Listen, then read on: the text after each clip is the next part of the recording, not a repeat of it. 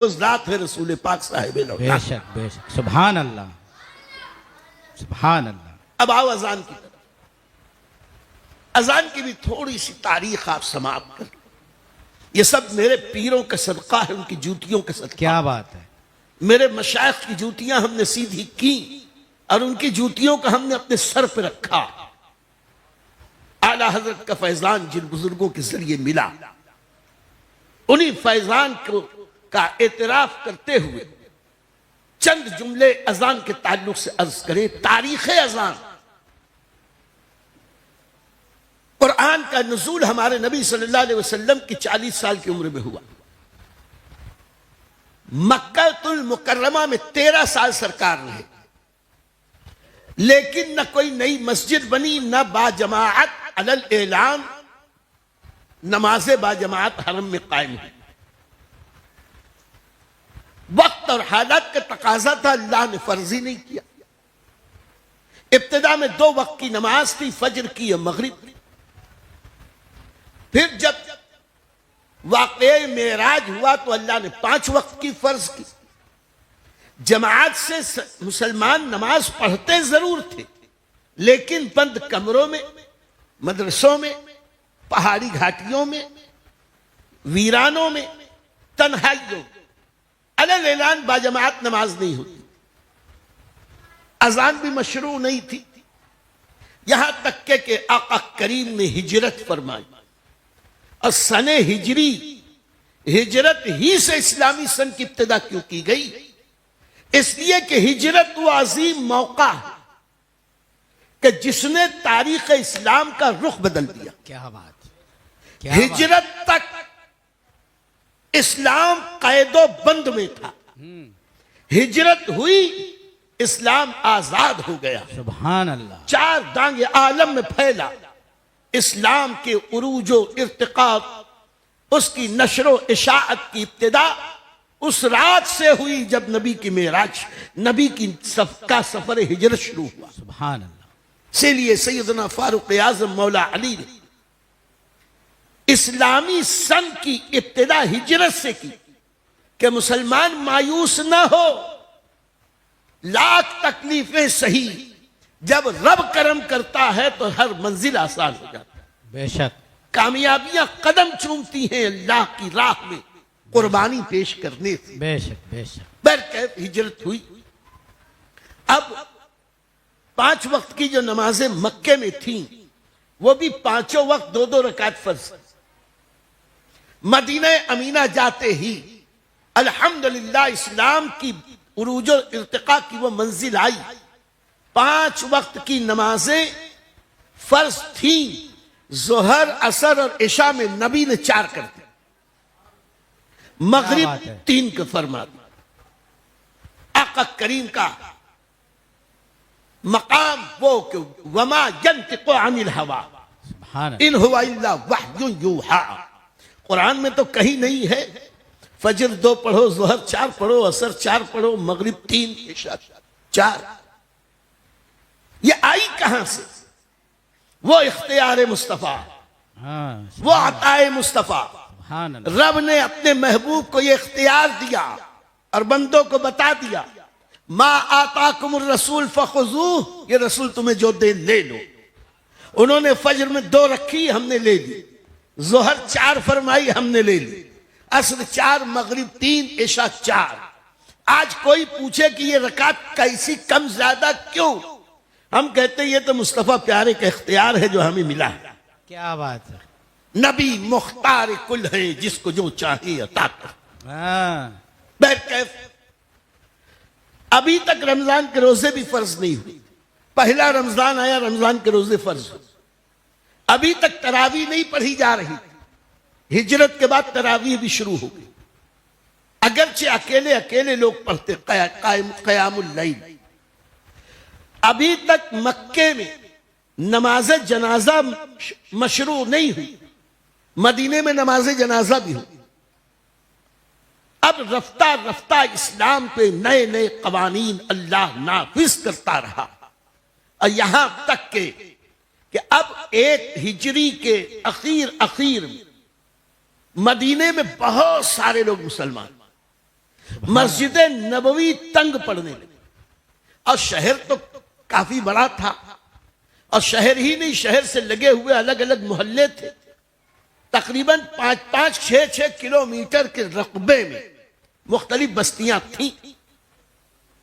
ऐसे में नमाज के औकात के ऐलान का कोई खास तरीका उस वक्त तक राइज नहीं था, बल्कि सहाबा हर वक्त नमाज शुरू होते ही मस्जिद में हाजिर हो जाते, इंतजार करते रहते जब तक इमामुल मुरसलीन ना आवेंगे, इमामुल अंबिया ना आएंगे, नमाज नहीं होती। क्या बात है, वाह। ये नहीं था कि आके घर पे जाके बोले हुजूर नमाज, हुजूर नमाज। ये नबी पाक की मर्जी, वो जब आए तब नमाज।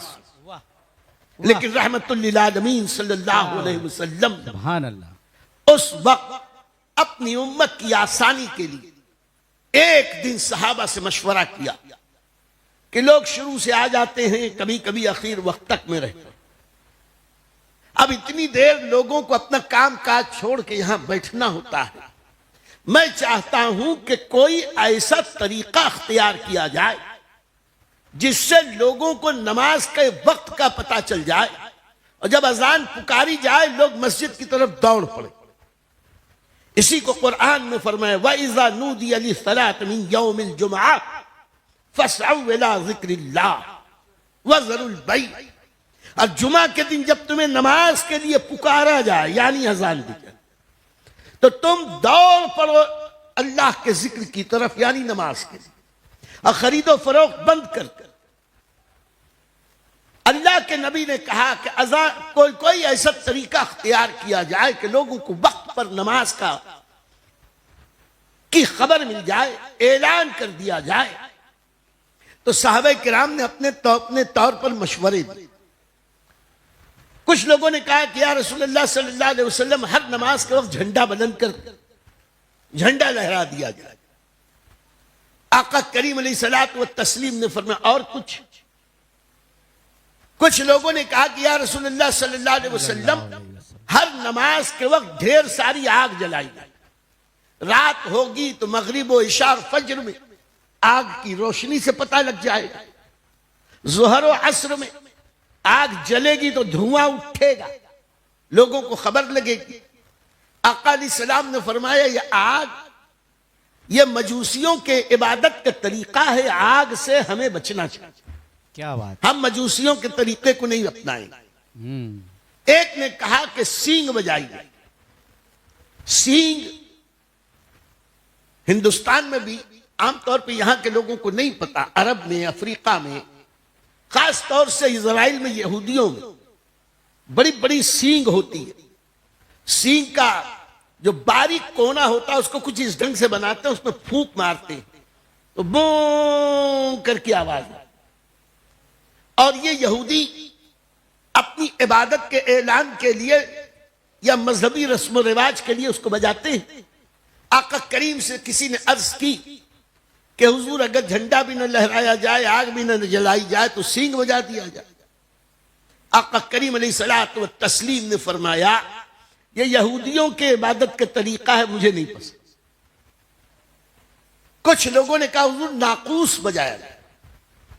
अरबी में नाकूस कहते हैं शंख को, दरिया से निकलने वाला एक मखसूस किस्म का, क्यों कह लो वो कीड़ा ही था, एक जानवर, उसी का खोल है शेल।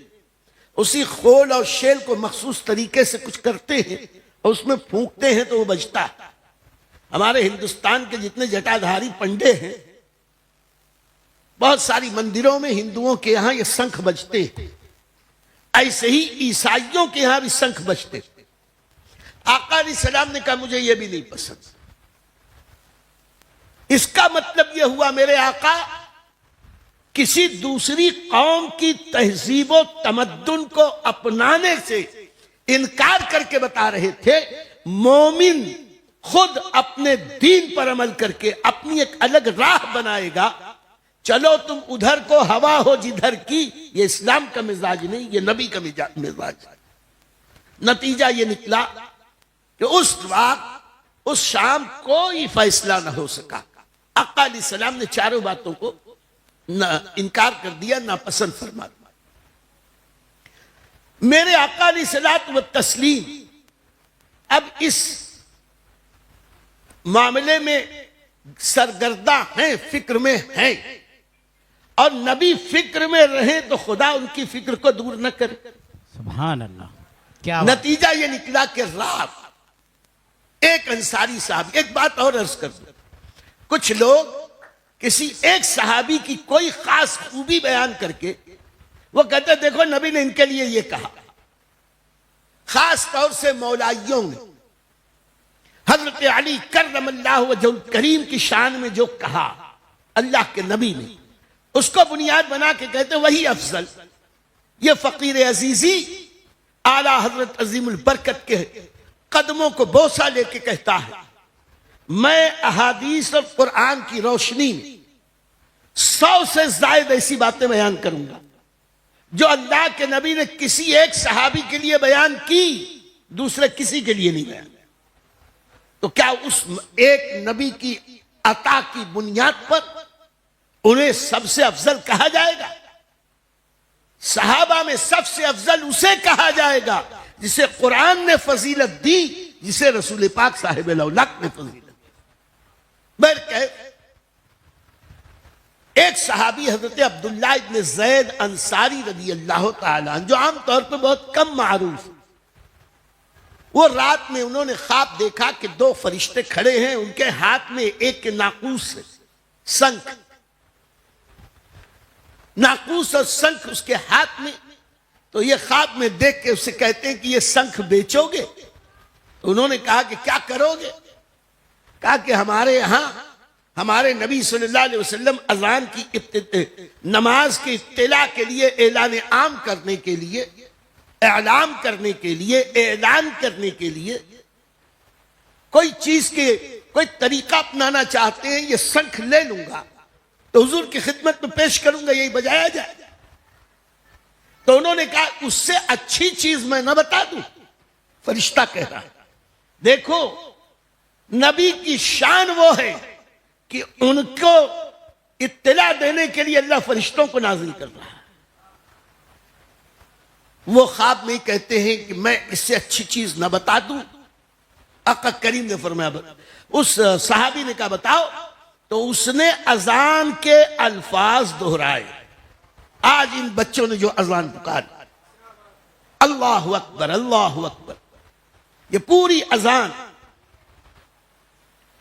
उन फरिश्तों ने पुकारी और रब का करम देखो, एक बार सुना था अब्दुल्ला इब्न ज़ैद को याद है, आंख खुली तो सुबह का सुपेदा नमूदार हो रहा था। दौड़ते हुए वो मस्जिद नबवी की तरफ आए। आज खुशी का एक आलम है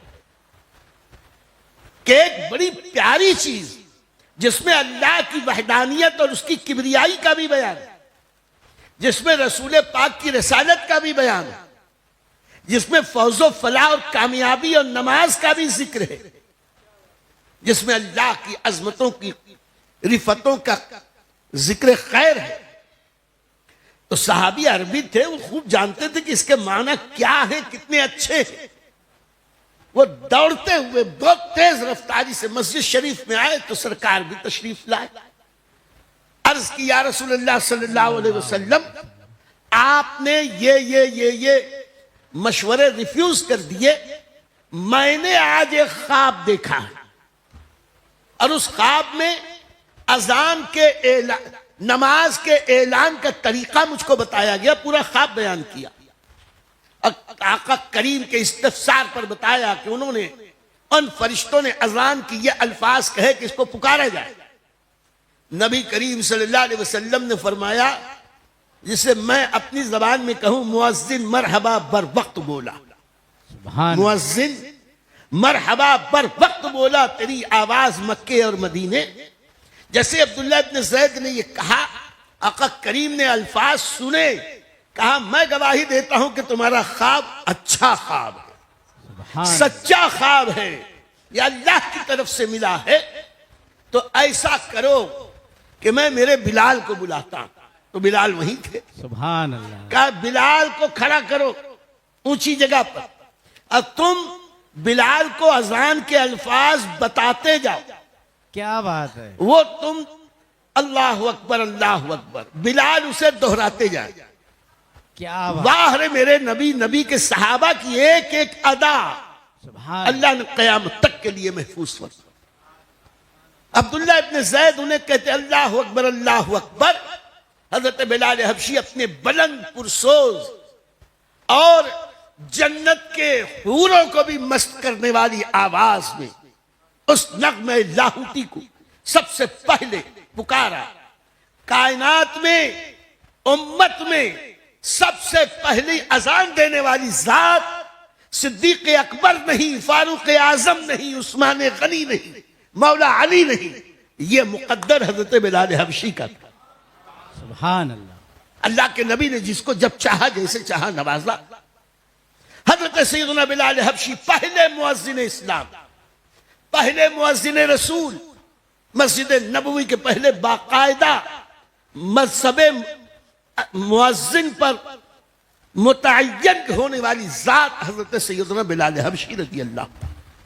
क्या बात, हजरत अब्दुल्ला इब्न ज़ैद अल्लाह अकबर, वो अपनी पुरसोज आवाज में अल्लाह अकबर, अशहदु अल्ला इलाहा इल्लल्लाह, अशहदु अन्ना मुहम्मद रसूलुल्लाह, वो अब्दुल्ला इब्न ज़ैद बयान करते रहे। हजरत बिलाल हबशी जोर जोर से उसको दोहराते रहे। अभी अजान खत्म हो रही थी कि पीछे से दौड़ते हुए हजरत फारूक आजम, सुभान अल्लाह, अब दौड़ते हुए आके कहा या रसूल अल्लाह सल्लल्लाहु अलैहि वसल्लम, खुदा की कसम यही अल्फाज मैंने भी ख्वाब में देखा है, सुभान अल्लाह, सुभान अल्लाह। लेकिन मैं ये कहना चाहता हूं फारूक आजम ने भी देखा, लेकिन इस वक्त मुकद्दर औज पर था हजरत अब्दुल्ला इब्न ज़ैद का। क्या बात है, और इसीलिए अजान का एक मसला ये भी है कि जो बाकायदा मसाजिद हैं, जो अजान दे तकबीर भी वही कहे, इसी में अफजलियत, बगैर उसकी इजाजत के कोई भी खड़ा होके मैं ही बहुत बड़ा अल्लामा बन के आऊं, मुअज्जिन बेचारा रोज अजान देता हो और आज मैं खड़े होके बगैर उसके पूछे तकबीर कहने लगूं, अगर उसे कोई एतराज ना हो कोई बात नहीं, लेकिन हक इसका है जो अजान दे वही तकबीर कहे। लेकिन हजरत बिलाल हबशी के दौर में हजरत बिलाल हबशी अजान देते थे, तकबीर वही पढ़ते थे। किसी सहाबी को यह हिम्मत ना होती कि हजरत बिलाल हबशी की मौजूदगी में वो तकबीर कर पढ़े, इकामत कहे, लेकिन अल्लाह के नबी ने अब्दुल्ला इब्न ज़ैद को इजाजत दी थी, बिलाल इजाजत दे ना दे तकबीर तुम कह सकते हो। क्या बात है, वाह। यह है नबी मुख्तार कुल है, जिसको जो चाहे अता करते। सुभान अल्लाह। बैरकैफ अजान होने लगी और फिर दुनिया ने वो मंजर देखा, वो अजान आका करीम अलैहिस्सलात व तस्लीम ने अजान देने वाले मुअज्जिन को बड़ा ऊंचा मकाम बख्शा। हमारे शहर में तो बड़ी खराब बात है, हमारे यहां तो मुअज्जिन को कहते बांगी साहब, बांगी, वो बुलंद बांग देते हैं ना, बांग बमाने जोर से आवाज, बांगी साहब। हमारे यहां बांग्लादेश के कुछ मुअज्जिन उस जमाने में आते थे, वो बेचारे बंगाली जब लहजे में जब बांगी साहब बोलते थे तो कुछ और सुनाई देता, मुझे मुनासिब भी नहीं लगता यहां कहना, ये बांगी साहब, बांगी साहब, ये बांगी साहब कहना छोड़ो, इज्जत वाला नाम नबी के मुअज्जिन का वो कि मुअज्जिन कहकर पुकारो, अजान देने वाला। और इस अजान देने वाले की शान क्या है मेरे दोस्त। कभी इंसान है, देर सवेर हो जाती है इंसान, तो उनके खिलाफ कुछ बोलना नहीं चाहिए। हमारे यहां तो हाल ये है कि अगर 2-4 मिनट मुअज्जिन किसी वजह से देर से अजान दे दे, आंख न खुली, वजू करने में देर हुई, 4 मोहल्ले के जिम्मेदार आ जाते। क्या मौलाना साहब सो रहे थे, क्या बांगी साहब सो रहे थे? अबे तू तो पूरे दिन में 1 आध बार आता, ये बेचारा लॉकडाउन में पूछो, यही मुअज्जिनीन और अइम्मा थे जिन्होंने हमारी मस्जिदों की लाज रखी। सारे सेठ तो अपने अपने कमरों में डूब के बैठे थे, मस्जिदों की हुर्मत की हिफाजत अल्लाह ने ली तो इन मुअज्जिनीन से, इन अइम्मा मसाजिद से। बहरकैफ मुअज्जिन की शान बड़ी ऊंची। आका करीम अलैहिस्सलात व तस्लीम फरमाते हैं, मैदान महशर में जब अव्वलीन और आखिरीन का मजमा होगा, ऐसे में जितने मजमे में लोग होंगे उनमें दूर से ही अजान देने वाले पहचान में आ गए। इसलिए कि जो लोग अजान देने वाले होंगे, अल्लाह की किबरियाई का ऐलान करने वाले होंगे, रसूल की रिसालत का ऐलान करने वाले होंगे, अल्हम्दुलिल्लाह कल मैदान महशर में अल्लाह उन सब की गर्दनों को खूब लंबी लंबी कर दे। उनकी गर्दनें लंबी होंगी, उसी से समझ में आएगा मुअज्जिन आ रहा। लेकिन वह लंबी गर्दन उसके हुस्न को न दबाएगी बल्कि उसके हुस्न में और इजाफा कर देगी। यह खुदा की शान। और आखिरी बात मेरे दोस्तों, आज तो हर चीज का हिसाब किया जा रहा है। वक्त को भी मुतय्यन किया गया, वक्त के भी 1 सेकंड के भी 1000 हिस्से कर लिए गए। बुखार नाप लिया गया, खून के अंदर कौन सा मादा कितना है उसको भी काउंट कर लिया गया। हवा में कितनी कसाफत है आवाज की, कितनी आवाज का कितना शोर है, कितना डिसमिल है, वो सब नाप लिया गया। इसी साइंसी तरक्की के दौर में एक ऐसा भी सर्वे हुआ कि पूरी दुनिया में वो कौन सी बात है, वो कौन सा गाना है, वो कौन सी आवाज है जो सबसे ज्यादा फजा में चकराती रहती है। तो सारे साइंसदानों ने, ज्योग्राफिया दानों ने उसकी सर्वे करने वालों ये बात पूरे इत्मीनान और सुकून के साथ समीम कल्ब से इसका इतराफ और ऐलान किया कि दुनिया में सबसे ज्यादा जो आवाज फजा में गूंजती है वो सिर्फ और सिर्फ अजान की आवाज है। और कमाल यह है, दुनिया के हर आवाज थोड़ी थोड़ी देर बाद कहीं गूंजती है। अजान वो है कि 24 घंटे में कभी ऐसा नहीं होता कि कहीं अजान ना हो रही। सूरज मशरिक से निकलता है, फज्र का वक्त अलग, कुछ तुलुल बलद अर्जुल बलद हटो 2 मिनट का फर्क, 4 मिनट का फर्क, 5 मिनट का फर्क, यह फर्क बढ़ते बढ़ते मगरिब तक जाता है। और जब पहली बार मशरिक से सूरज निकलता है, सुबह सादिक होती है, वहां अजान पुकारी जाती है, वहां की अजान खत्म नहीं होती, दूसरी जगह की शुरू, वहां की अजान खत्म नहीं हुई, तीसरी जगह की शुरू, यहां तक के जमीन के मगरिब में फज्र से यह सिलसिला चला और अभी कहीं फज्र की खत्म नहीं हुई, वहां ज़ोहर शुरू, नई जगह फज्र की अजान हुई, वहां मगरिब शुरू हो, वहां असर की शुरू हुई, यहां ज़ोहर शुरू हो, अखीर में जहां ईशा की अजान हुई, ईशा की अजान खत्म नहीं हुई, फजर की दूसरी जगह से शुरू हो। इस आलमे आबो गिल में, इस फजाए बसीत में अगर कोई आवाज मुसलसल तवातुर के साथ 1400 साल से मुसलसल गूंज रही है, वो यही है, अल्लाहु अकबर अल्लाहु अकबर अल्लाहु अकबर अल्लाहु अकबर, अशहदु अल्ला इलाहा इल्लल्लाह, अशहदु अल्ला इलाहा इल्लल्लाह, अशहदु अन्ना मुहम्मदर रसूलुल्लाह, अशहदु अन्ना मुहम्मदर रसूलुल्लाह, हय्या अलस सलाह, हय्या अलस सलाह, हय्या अलल फलाह, हय्या अलल फलाह, अल्लाहु अकबर अल्लाहु अकबर, ला इलाहा इल्लल्लाह। आखिरी एक बात, कल ही खबर लगी कि हिंदुस्तान के मेढकियों को जुकाम हुआ, अब मस्जिदों से माइक उतारे जा रहे, स्पीकर और भोपू उतारे जा रहे, काजान मत दो, पोल्यूशन बढ़ता। ठीक है, वो ये समझते हैं कि लाउड स्पीकर ही से खुदा के नाम का डंका बज रहा है। हम कहते हैं कि पूरी दुनिया आलम इंसानियत, तुम कितना माइक बंद कराओगे, भोपू बंद करवाओ, बगैर भोपू और माइक के पूरी दुनिया में रब की किबरियाई का ऐलान हो रहा था, हो रहा है, कयामत की सुबह तक होता रहे।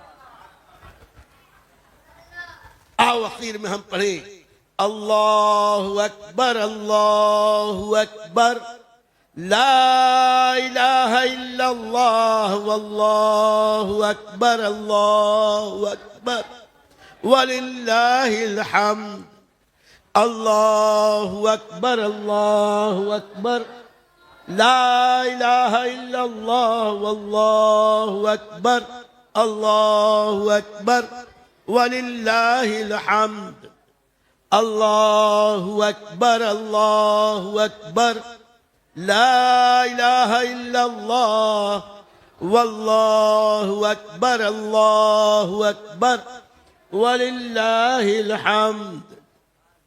अल्लाहु रब्बु मुहम्मदिन सल्लल्लाहु अलैहि वसल्लम।